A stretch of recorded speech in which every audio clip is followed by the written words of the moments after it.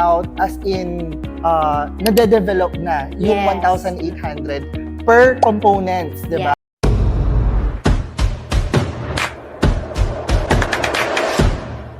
So if you visit the country club, make sure to contact your top realtor so we can schedule an appointment and we can show you the scale model, which is the master plan development of Alviera. So just to give a quick overview of the Alviera estate, again, it's 1,800 hectares. So it's a really huge development. Correct. And we have a lot of plans for this estate. In fact, this is our 10th year. We're celebrating our 10th year here in Alviera. And just recently, nag-concert dito si Gary V. Nandun ako. Actually, yes, nandun ako.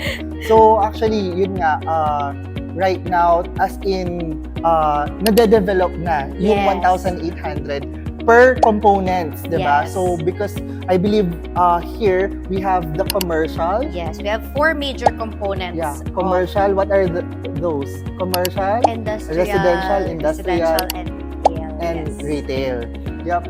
So what we have here dito sa skill model natin. Sige, we first launched the Montala, right? Yes, this is The our first ever residential project of Ayala.